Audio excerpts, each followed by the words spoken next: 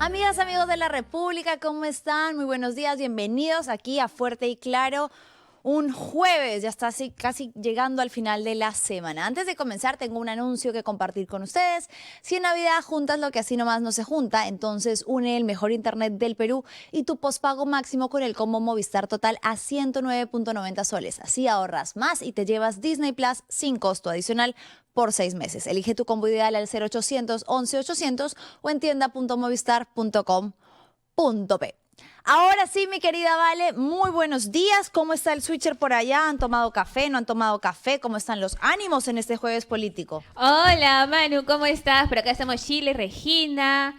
Ya estamos todas listas para iniciar. Celeste está también por ahí. ¿Qué tal semana Sí, política? qué semanita movida, ¿no? Ayer Vizcarra, hoy Pedro Castillo. Vamos a ver qué es lo que sucede. Todo indica, Manu, de que Pedro Castillo iría a prisión por el delito de rebelión. Pero vamos a ver qué pasa. Tenemos un enlace en vivo también más adelante. Sí, qué bueno que lo anuncies, es un poquito lo que vamos a abordar hoy. Ha estado movida la semana en términos políticos y parece que a dos expresidentes más, bueno, a uno de estos ya se le confirmó el día de ayer, Martín Vizcarra, prisión efectiva, y parece que hoy en la lectura final de la sentencia se confirmaría también que Pedro Castillo iría a prisión por el delito de que se le acusa en este punto, que es rebelión. Vamos a explicar un poquito de qué trata cada uno y cuáles han sido las polémicas en torno a esto, sobre todo desde el ámbito jurídico y penal. Hay dos posturas muy marcadas, la de la defensa de Pedro Castillo y otra serie de juristas que argumentan que la tipificación del delito no es estrictamente correcta y que podría ser un poco arbitraria, versus la de la Fiscalía, que de hecho acaba de ser confirmada, ¿vale?, por el tribunal, que alega que sí hubo rebelión pese a que no hubo alzamiento en armas y que no es necesario, según lo que sostienen, que se haya concretado este golpe de Estado para poder hablar de una rebelión. Antes de entrar a ese tema, vamos a ir con lo que sucedió ayer. Ayer estábamos aquí en vivo mientras que se estaba dando la lectura de la sentencia final en el caso del expresidente Martín Vizcarra y bueno, se esperaba, se especulaba que podía durar quizás 1 o 2 días, pero finalmente ayer dictaron la sentencia final. El Poder Judicial determinó 14 años para el expresidente Martín Vizcarra por 2 casos en particulares a los que él está involucrado, en los que está involucrado cuando era gobernador regional en Moquegua. El principal de esto es Lomas de Hilo y el Hospital de Moquegua. Son 2 casos en los que se le acusa de haber recibido coimas, de haber articulado con las empresas constructoras para poder otorgarles, ¿no?, la venia, al decirles, bien, está bien, te voy a dar información privilegiada para que seas tú quien pueda ganar la licitación de esta obra, y si me pagas un porcentaje de lo que te vas a adjudicar por la obra, entonces voy a dar el visto bueno y no voy a poner trabas para que esta obra se pueda adjudicar. El delito del que se le ha acusado es cohecho pasivo propio. El monto total que se señala que habría recibido el expresidente Martín Vizcarra son 2.3 millones de soles, aproximadamente un poquito más de 1 millón por cada obra, según lo que han señalado los testigos. Y esta parte es importante para tratar de entender un poco cómo se desarrolla el caso o en qué se sustenta, ¿no? La acusación ya la hemos explicado. Esto señala que Martín Vizcarra, antes de llegar a la presidencia, cuando era gobernador regional en Moquegua, habría pactado a través de intermediarios con estas empresas constructoras para decirles, ¿quieres la obra? Perfecto, te la doy, te voy a dar información privilegiada y no te voy a poner trabas en el camino, pero pagas peaje, peaje ilegal, por supuesto, que serían una serie de coimas o sobornos. ¿En qué se sustenta la acusación?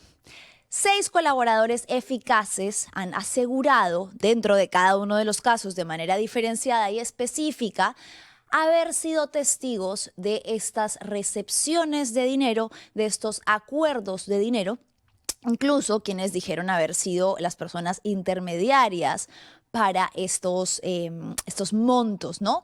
Se han hecho una serie de pericias para comprobar la veracidad de los relatos de los colaboradores eficaces. Recordemos que por ley el colaborador eficaz se le exige poder demostrar con una serie de pruebas esto que está señalando, ¿no?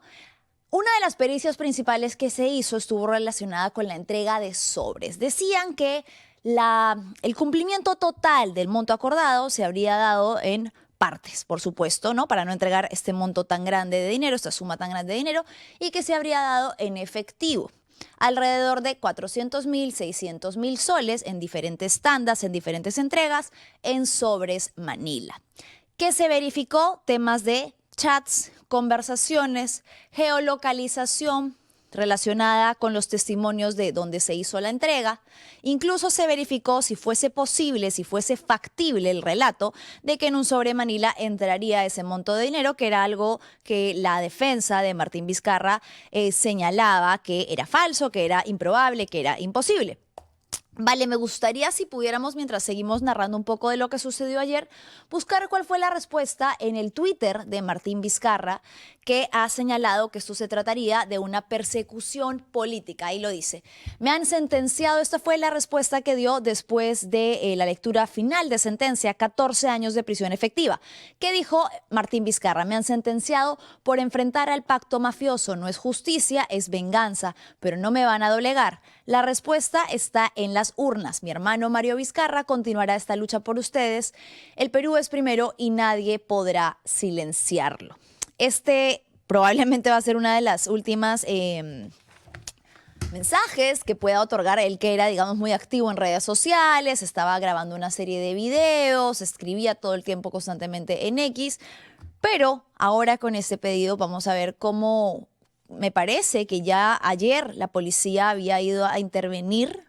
¿Cómo ha sido un poco esto, Vale, si tenemos información de lo que sucedió posterior a la lectura de sentencia y cuándo estaría siendo ingresado Martín Vizcarra a un penal asignado por el INPE? Hay que hacer el seguimiento de eso, me cuentas si lo tienes por ahí.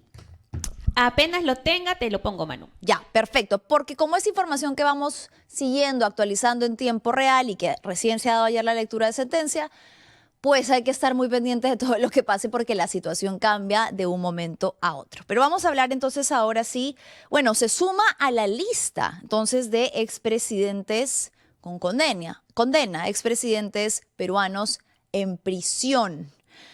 Vizcarra recibe 14 años de prisión efectiva. La jueza confirma coimas en los casos Lomas de Hilo y el hospital de Moquegua. Y el destino podría ser el mismo hoy para Pedro Castillo.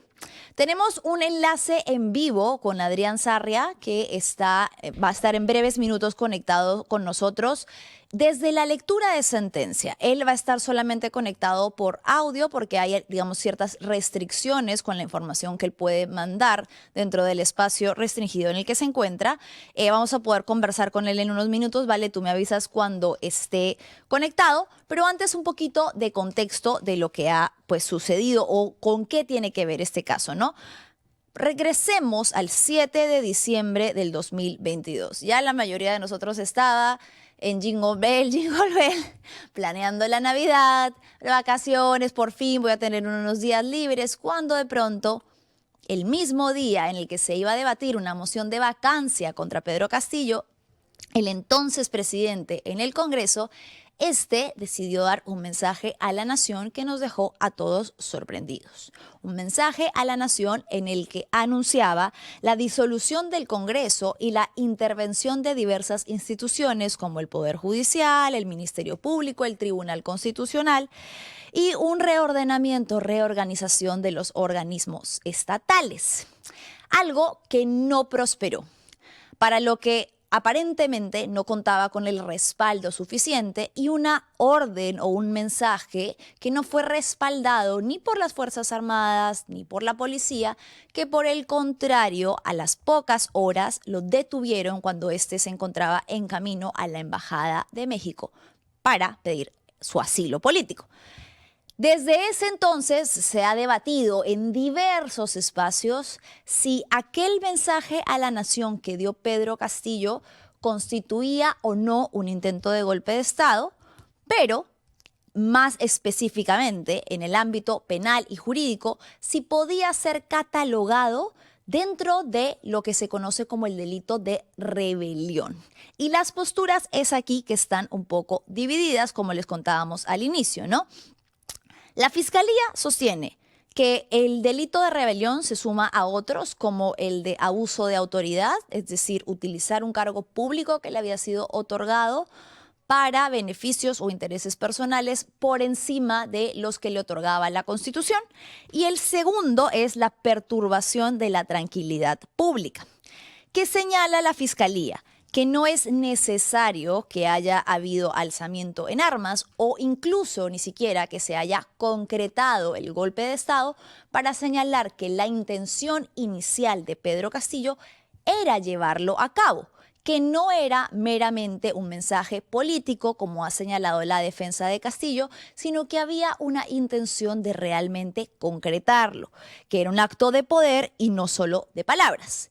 ¿Quiénes han respaldado esta postura? En primer lugar, la Corte Suprema, que ha argumentado también que no se trató de un simple discurso, ¿no?, como en el marco de lo que ha señalado la defensa de Castillo, desesperado, una movida política desesperada, sino que era el anticipo de una decisión concluyente de alterar el orden constitucional. Y tenemos ahorita información reciente que revela la postura que el Tribunal Constitucional toma ante este debate. Vale, el Tribunal Constitucional ha dicho entonces que respalda el hecho de que el delito sí podría ser tipificado como rebelión. ¿Podemos verlo? Te lo pongo, Manu, dame unos segundos y aquí lo compartimos, porque la noticia de La República dice: Pedro Castillo, tribunal confirma que expresidente incurrió en el delito de rebelión el 7 de diciembre de 2022. La Sala Penal Especial concluyó que Pedro Castillo ejecutó un acto de rebelión el 7 de diciembre del 2022 y declaró probado que su mensaje a la nación formó parte de un plan previamente conocido por su entonces primera ministra, Betsy Chávez. Recordemos que Betsy Chávez y Aníbal Torres también, quienes formaban en ese momento parte del gobierno, también están implicados en este caso. La Sala Penal Especial del Poder Judicial confirmó, bueno, lo que ya acabamos de leer, el día en el que anunció la disolución del Congreso y la reorganización del sistema de justicia, que incurrió en el delito de rebelión, con un plan destinado a quebrar el orden constitucional. Ahora, ¿qué decían otros juristas, como por ejemplo José Hurtado Pozo, y en realidad diversas figuras que no necesariamente son simpatizantes de Pedro Castillo, pero que hablaban desde el punto de vista penal y se preguntaban hasta dónde corresponde abarcar lo penal este tipo de delitos? ¿Todas las sanciones son necesariamente penales o hay algunas que corresponden al marco político o que corresponden a otras instancias? Otra pregunta que se hacía era si realmente este podía ser catalogado, o mejor dicho, debía ser catalogado como delito de rebelión y no podría estar más bien enmarcado dentro de abuso de autoridad. O otro tipo, ahí está, una infracción, ¿no? De otro tipo que estuviese relacionada no necesariamente a la rebelión. ¿Por qué? Porque decía que existe una exigencia estricta de que se cumplan algunos supuestos para poder catalogarlo como rebelión. Dentro de los principales, el alzamiento armado.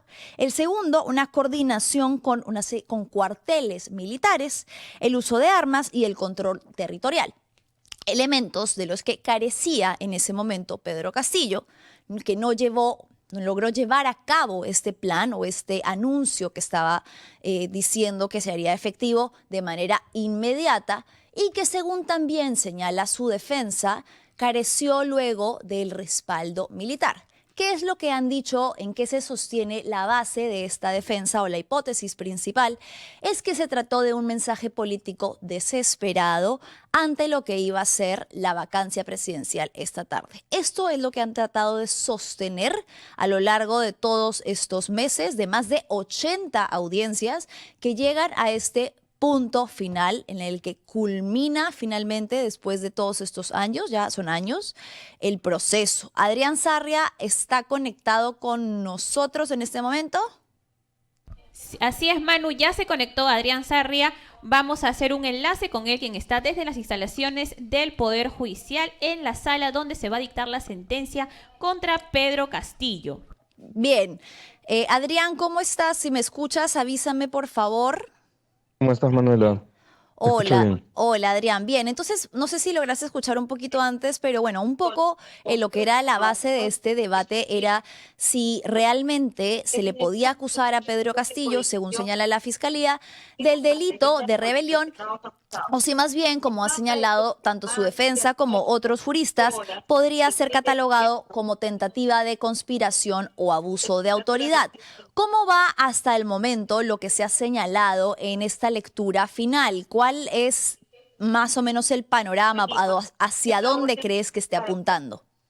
Yo creo que apunta hacia la pena mayor en el sentido de que, por ejemplo, se está usando como pruebas los comunicados de rechazo de parte de entidades como el PJ, como el TC, la OMPE, RENIEC, el Jurado Nacional de Elecciones, rechazando el anuncio del 7 de diciembre. Para ellos así quedaría demostrado y quedaría probado que Pedro Castillo atentó contra los poderes del Estado y el orden constitucional. Asimismo, se ha hecho pues una reconstrucción, digamos, de los hechos respecto a la escritura del mensaje presidencial. Ojo que durante su último alegato, el presidente Castillo señaló que él tenía varios mensajes presidenciales escritos, Ujú. pero ellos hacen referencia a uno escrito el 6 de diciembre del 2022, pasadas las 9:30 de la noche, en que se habrían reunido Betsy Chávez, Aníbal Torres y Pedro Castillo, dando o derivando en un documento que quedó guardado en la máquina que utilizaron. Entonces, yo creo que apunta hacia la pena mayor, aunque creo que no han podido demostrar el levantamiento en armas, que es precisamente pues el hecho el único hecho por el que podría acusarse de rebelión y el único hecho que podría cambiar entre rebelión y conspiración, ¿no? Claro, ese es el debate final, ¿no? Que va más al plano meramente de lo que vaya a considerar o de la lectura que le vaya a dar la sala finalmente, que parece que está apuntando a lo que ya la Corte Suprema ha señalado, que en realidad sí cataloga dentro de su lectura este intento de golpe de Estado como delito de rebelión y no como una tentativa de conspiración, porque señala que no es necesario, dentro de lo que han leído hasta ahora, no es necesario que se haya consumado siempre y cuando haya evidencia suficiente de que hubo la intención de que se materialice y de que se concrete. Y tengo entendido también de lo que se ha podido ya avanzar en esta lectura, que se le señala haber tenido conversaciones con altos mandos militares, haber intentado obtener el respaldo de las Fuerzas Armadas, coordinado a través de Betsy Chávez, de Aníbal Torres y de las personas que estaban cercanas a él en ese momento. Correcto, sí, por lo menos intentar dar órdenes en el sentido de han señalado, yo recalcaría tres cosas. Lo primero, el no dejar ingresar a gente al Congreso y en retirar a quienes estaban ahí presentes. Esa orden se le dio a la Policía Nacional. Pero a la Policía Nacional también se le dijo que tenía que dejar ingresar a los manifestantes a la Plaza Mayor de Sí. Lima. Ninguna de las dos órdenes fue acatada, según lo que mencionan, porque ellos consideraban que eso era pues una ruptura al orden constitucional, así como varias otras órdenes que dieron a través del ministro del Interior, Willy Huertas, y también a la milicia, ¿no? A las Fuerzas Armadas a través del ministro de Defensa, que, bueno, sabemos, el señor Bobbio es uno de los testigos. Como parte de los testigos también está incluso el que era el entorno cercano de Pedro Castillo, su escolta, quienes señalan, pues, por ejemplo, que tras la lectura del mensaje, él intentó huir hacia la Embajada de México, dando órdenes de que lo trasladen hasta ese lugar, y ya habiéndose coordinado con la policía minutos después para lo que fuera su captura, su detención en la avenida Garcilaso de la Vega, a la altura pues del Real Plaza Centro Cívico. Correcto. Adrián, ¿cómo está en los exteriores de la lectura de sentencia el ambiente? ¿Hay personas que respaldan a Pedro Castillo? ¿Hay manifestantes? ¿Cómo has visto las cosas? Sí, mira, desde horas de la noche de ayer se realizaba una especie de vigilia, incluso con oraciones y velas. Se escucha acá dentro de la sala, como en exteriores hay gente gritando algunas consignas, haciendo algunas arengas. Y también hemos visto o sabemos de algunos personajes conocidos como la ex ministra Anaí Durán y también el exministro Hernando Ceballos. Ellos son algunas de las personas que está fuera, donde se está realizando un plantón. Acá adentro vemos a Pedro Castillo, vemos también a Aníbal Torres, que ha venido y tiene como abogado a Duberlí Rodríguez. Desde el círculo cercano de Castillo nos han señalado horas antes que él está tranquilo, que está prácticamente resignado, que entiende que por un tema político él podría recibir una mayor sanción, aunque señalan que, o para ellos todo indicaría que más bien sería conspiración al no demostrar el alzamiento armado, ¿no?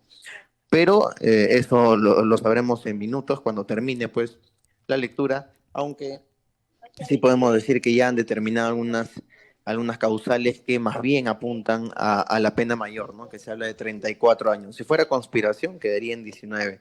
Y si fuera que se comprueba además el tema de la rebelión, Sí. Aníbal Torres seguramente sería detenido al culminar esta sesión como coautor y pasaría a prisión por 15 años.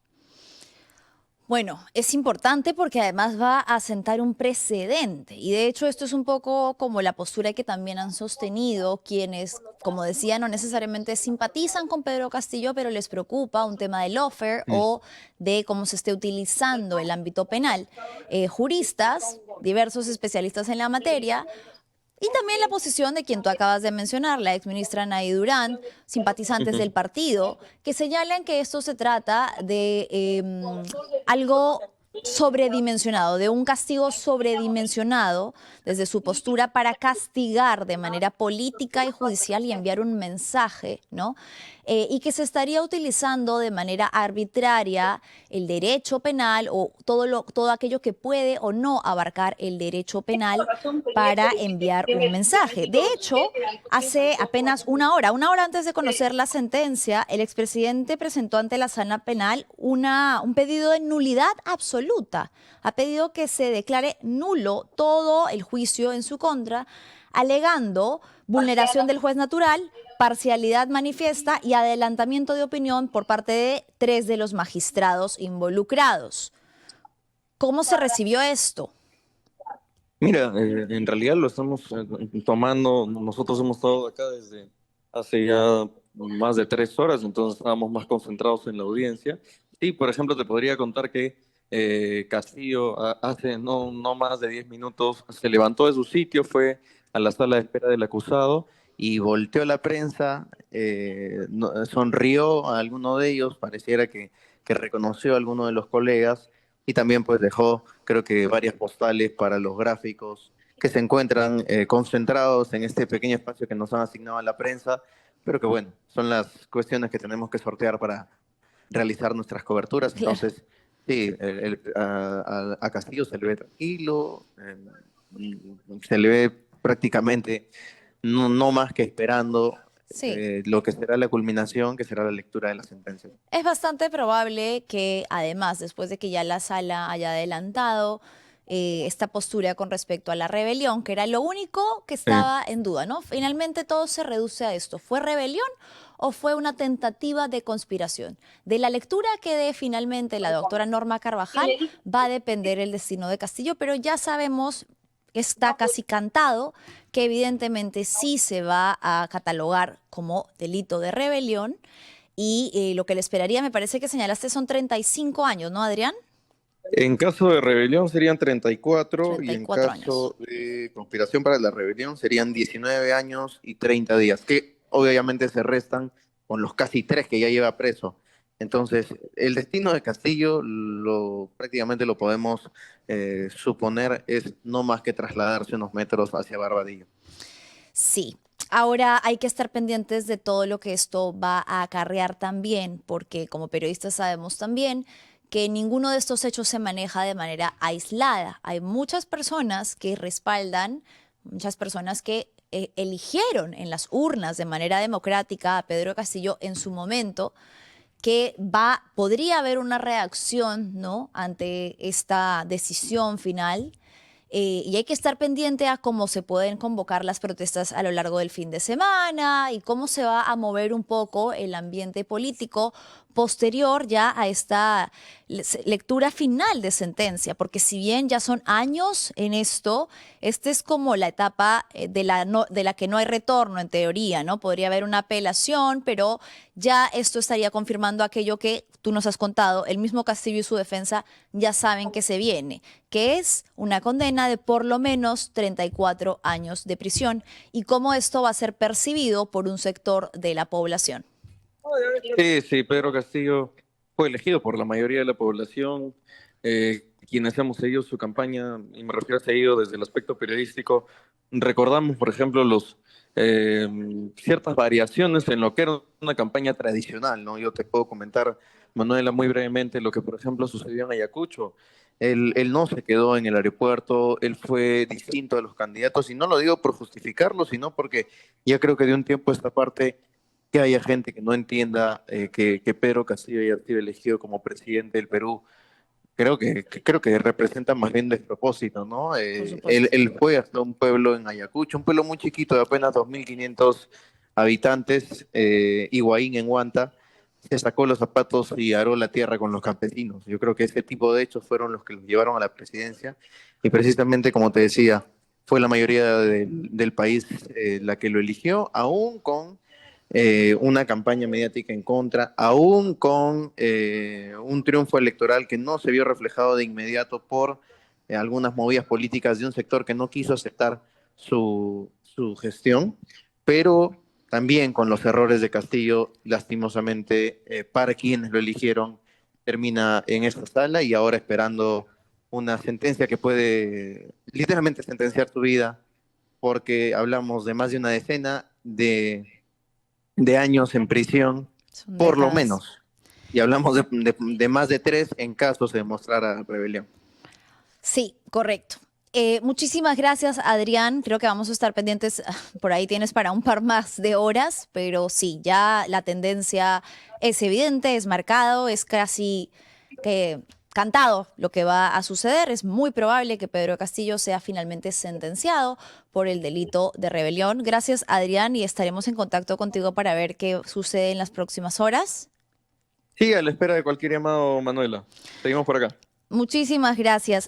Ha sido Adrián Sarria, periodista de La República, quien está ahí de manera presencial en la lectura final de sentencia contra el expresidente Pedro Castillo, y que, como nos anunciaba el mismo Castillo, ya se ha dirigido a la prensa diciendo que él ya sabe lo que va a suceder y ha llamado a esto una persecución política y un intento de evitar que vuelva a postular o que vuelva a ejercer algún cargo político. Por eso decíamos que es importante también cómo se va a percibir esto en la población.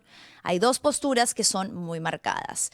Una es dentro de lo que ha dicho la Corte y lo que ha sostenido la Fiscalía, y que probablemente va a ser lo que ratifique el Poder Judicial, que señala que no es necesario que haya habido un alzamiento en armas o que se haya consumado el golpe de Estado para que se pueda configurar el delito de rebelión, y que por ende lo va a declarar culpable, versus la defensa de Pedro Castillo y la opinión de algunos también especialistas en materia penal y juristas que señalan que es peligroso o que abre un campo muy ambiguo el poder condenar como un delito per se consumado algo declarativo, algo que no cuenta o no ha contado con todos los supuestos que se requieren para que sea decretado como tal. Esas son las dos posturas. Algunos dicen que entonces no se debería abarcar quizás desde el ámbito penal, sino más bien quedar en una grave falta a la Constitución, un grave acto inconstitucional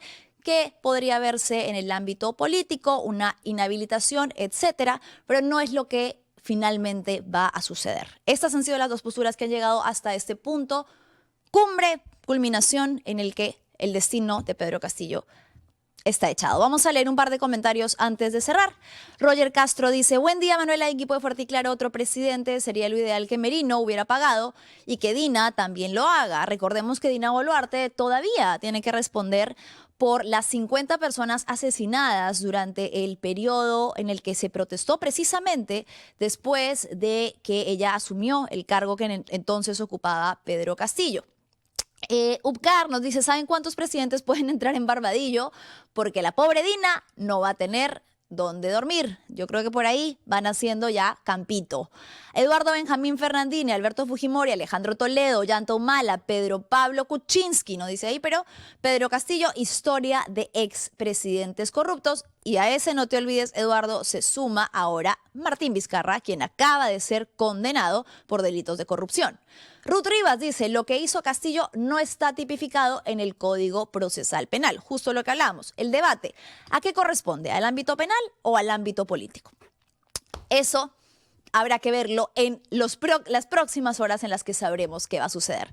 Cerramos con una mención importante. Si en Navidad juntas lo que así nomás no se junta, entonces une el mejor internet del Perú y tu pospago máximo con el combo Movistar Total a 109.90 soles. Así ahorras más y te llevas Disney Plus sin costo adicional por 6 meses. Elige tu combo ideal al 0800 11 800 o en tienda.movistar.com.p.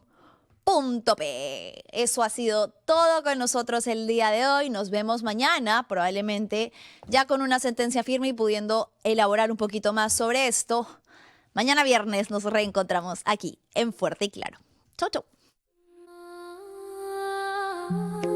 Sí, la voz no se apaga, se escucha fuerte.